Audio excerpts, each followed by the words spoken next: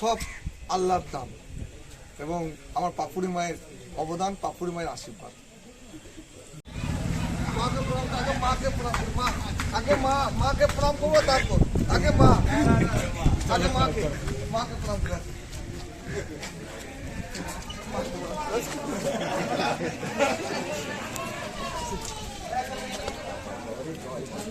জয় তোমার জয়, আমার পাপুরি মায়ের জয়। মাকে প্রণাম করি।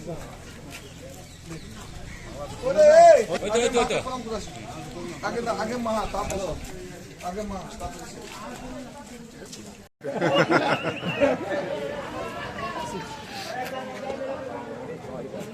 জয় তোমার জয়, আমার পাপুরি মায়ের জয়। মাকে প্রণাম করে এই তো আগে মাকে প্রণাম করে আগে মা। গত বছর আপনার নাম চাপিয়ে দিও না, প্রার্থী হননি, এবছর আবার প্রার্থী হলেন সেই জায়গা থেকে, যেটা কতটা আশাবাদী রয়েছে? পড়বে পড়বে আমার এটা হয়েছে প্রার্থী মমতা বিচ্ছিরি একটা কাজ। আমি শুধুমাত্র উপলক্ষ সেনাপতি অভিষেক বন্দ্যোপাধ্যায় যে দায়িত্ব এবং দিদি আমাদের মমতা দায়িত্ব দিয়েছে, আমার পাশে জেলা পরিষদ সভাধিপতি আমাদের প্রিয় জননেতা কাজল দাস অনুপ্রাণিত হয়ে আমি ওই বিধানসভা ঝাঁপাচ্ছি এবং 30 থেকে 40 হাজার ভোটে জিতে বিধানসভা যান। ওই বিধানসভায় কার্যত দেখা গেছিল বিরোধিতা গেছিল বীরভূম থেকে, বিরোধী হিসেবে গেছিল অনুপ সাহা, তিনি আবার প্রার্থী আপনার বিরুদ্ধে।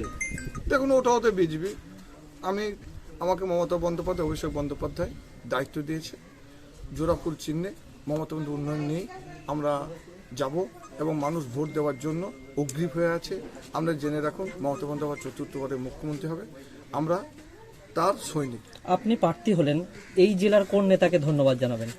আমি সর্বোপরি আমার পাপুরি মা, আমি যাকে এসে প্রণাম করলাম, ইনি সাক্ষাৎ দেবী, তার আশীর্বাদে আজকে এই জায়গায় পৌঁছে গেছে। মা, আমার মা, পাপুরি মা এবং আমাদের অভিষেক বন্দ্যোপাধ্যায় আছে, মমতা বন্দ্যোপাধ্যায়, আর যিনি আমার পাশে আছেন তিনি বীরভূম জেলা নতুন সূর্য, তার দেখানো পথে আমি চলছি। প্রথম আপনাকে প্রার্থী অনুব্রত মণ্ডল করেছিলেন, দ্বিতীয়বার কাজল শেখকে ধন্যবাদ জানাচ্ছেন, কি বলবেন? দেখুন, আমি এখানে কোনো বিতর্কিত মন্তব্য করব না। আমার সকলের প্রিয় নব সূর্য কাজল শেখ জিন্দাবাদ, অভিষেক বন্দ্যোপাধ্যায় জিন্দাবাদ, মমতা বন্দ্যোপাধ্যায় জিন্দাবাদ। আগেও অনেকবার আমি বলেছি, 2024 লোকসভা নির্বাচনেও বলেছি, বিগত দিনের যে রেকর্ড ছিল সে রেকর্ডগুলোকে আমরা ভাঙব। আজকে প্রার্থী ঘোষণা হয়েছে, আজকের দিনে দাঁড়িয়ে বলছি, বীরভূম জেলার যে 11টা সিট আছে 11-0 হবে, 11টাতে জোড়া ফুল ফুটবে। বিগত দিনে যে লিড, যে মার্জিনে বীরভূম জেলার 10টা বিধায়ক তৃণমূল কংগ্রেসে জিতেছিল, 26 নির্বাচনে 11টাতেই তৃণমূল কংগ্রেসের প্রার্থীরা মমতা বন্দ্যোপাধ্যায়, অভিষেক বন্দ্যোপাধ্যায় যাকে যেখানে প্রার্থী করেছে সেই জয়যুক্ত হবে এবং বিপুল ভোটের ব্যবধানে বিরোধীরা আমরা পিছিয়ে রাখবো।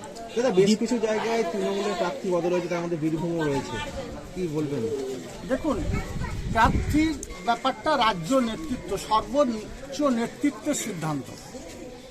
লক্ষ লক্ষ মামাটি মানুষের সৈনিকের আছে যারা মমতা বন্দ্যোপাধ্যায়, অভিষেক বন্দ্যোপাধ্যায় মুখের দিকে তাকিয়ে আছে। তো সর্বত লক্ষ লক্ষ যারা মামাটিমার সৈনিক, প্রত্যেককে তো ক্যান্ডিডেট করা সম্ভব নয় 294টা আসনে।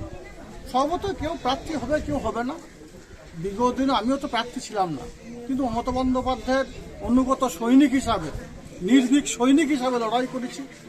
তো আরও যারা বীরভূম জেলার মমতা বন্দ্যোপাধ্যায়ের সৈনিক আছে, অভিষেক বন্দ্যোপাধ্যায়ের সৈনিক আছে, তারা সততার সঙ্গে, নিষ্ঠার সঙ্গে লড়াই করবে এবং বীরভূম জেলায় মমতা বন্দ্যোপাধ্যায় যে জনমুখী প্রকল্পগুলো বাস্তবায়িত করেছেন সেই প্রকল্পগুলোকে তুলে ধরবে, সেই উন্নয়নে লড়াই হবে এবং বিরোধীরা বীরভূম জেলাকে তথা বাংলাকে যে বঞ্চনা করেছে, 100 দিনে কাজের টাকা দেয়নি, আবাস যোজনার টাকা দেয়নি, রাস্তা তৈরির টাকা দেয়নি, মমতা বন্দ্যোপাধ্যায় নিজস্ব কোষাগার থেকে টাকা নিয়ে বাংলার মানুষের মুখের হাসি ফুটিয়েছে।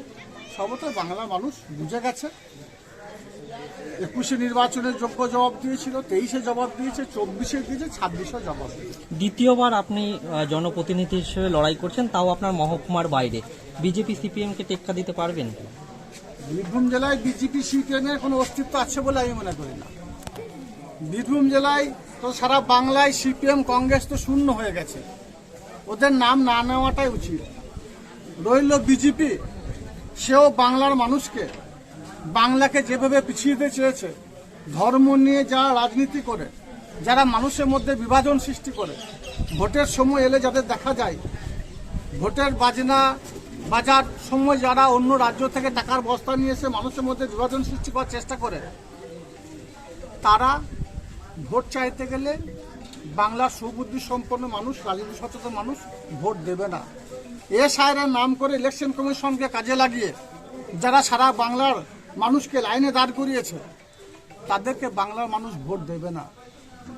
এক রাজ্য থেকে অন্য রাজ্যে কর্মসংস্থানের উদ্দেশ্যে বাঙালিরা, বাংলা ভাষাভাষীরা অন্য রাজ্যে গেলে তাদের উপর মানসিক নির্যাতন, তাদেরকে থানায় বসিয়ে রেখে অত্যাচার, তাদেরকে বাংলাদেশি তকমা দিয়ে অন্য রাজ্যে পাঠিয়ে দেয়, তাদেরকে বাংলা মানুষ ভোট দেবে না। বাংলা মানুষ মমতা বন্দ্যোপাধ্যায়, অভিষেক বন্দ্যোপাধ্যায়ের সঙ্গে আছে। চতুর্থবারের জন্য 250-এরও বেশি আসন নিয়ে বাংলার মসনদে মমতা বন্দ্যোপাধ্যায় বসতে চলেছে। অপেক্ষা করুন, দেখতে থাকুন। প্রচার কবে থেকে শুরু হচ্ছে আপনার? আমি আগামী পরশু দিন থেকে প্রচার শুরু করব। বুঝতে পারছেন রমজান মাস চলছে, সব হয়তো কালকে দিনটা আমার অন্য একটা কাজ আছে, কাল দিন যেতে পারবো না।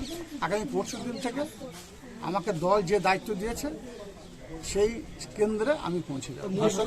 দাদা, দেখা যাচ্ছে আপনার সাথে যারা ওঠা বসা করে আপনার ঘনিষ্ঠরাই কিন্তু বেশিরভাগ জায়গায় সিট পেয়েছে, টিকিট পেয়েছে, প্রার্থী হয়েছে। আবার বলছি, দল যাকে যেখানে যোগ্য মনে করেছে তাকে সেখানে প্রার্থী দিয়েছে। প্রার্থী সিলেকশনের ব্যাপারটা, নমিনেশন দেওয়ার ব্যাপারটা আমার দলের সর্বোচ্চ নেত্রী, সর্বোচ্চ নেতা তারা ঠিক করে। সম্ভবত আমি একজন দলের কর্মী হিসাবে এ বিষয়ে কোনো মন্তব্য করা সমীচীন বলে আমি মনে করি। কোচিয়ারে হাতিয়ার একটাই, মমতা বন্দ্যোপাধ্যায় উন্নয়ন। আমরা যখন স্টেজে উঠে বক্তব্য রাখি, 100টা কথার মধ্যে 99টা কথা মমতা বন্দ্যোপাধ্যায় বলতে হয়। আমরা কেউ নই। 294টা আসনেই মমতা বন্দ্যোপাধ্যায় প্রার্থী। তার কারণ মমতা বন্দ্যোপাধ্যায়কে উন্নয়নকে লক্ষ্য রেখেই আমরা এগিয়ে চলেছি। আমার বাড়ি নানুর, আমাকে হাসানে প্রার্থী করা হয়েছে। এখনো পর্যন্ত হাসানের কে বুথ সভাপতি, কে অঞ্চল সভাপতি, কে বুথের মেম্বার, কে পঞ্চায়েত সভাপতি আমি জানি না, জানার প্রয়োজন নেই। প্রার্থী আমি নই, প্রার্থী মমতা বন্দ্যোপাধ্যায়। স্বভাবতই মমতা বন্দ্যোপাধ্যায় উন্নয়নগুলোকে তুলে ধরাই হচ্ছে আমার লক্ষ্য। আর হাসান বিধানসভার মানুষকে আপনাদের মাধ্যমে সুনিশ্চিত করতে চাই, মমতা বন্দ্যোপাধ্যায় যে দায়িত্ব দিয়েছে সেই দায়িত্ব সততা এবং নিষ্ঠার সঙ্গে কাজল শেখ পালন করবে। জেলা পরিষদের দায়িত্ব দিয়েছিল বীরভূম জেলা জাতি ধর্ম মতামত নির্বিশেষে 19টা পঞ্চায়েত সমিতিকে সমানভাবে দেখেছি। সকল সম্পদে মানুষের উন্নয়নের স্বার্থে সদা সর্বদা নিজেকে নিয়োজিত রেখেছি। হাসান বিধানসভার ক্ষেত্রে ব্যতিক্রম হবে না।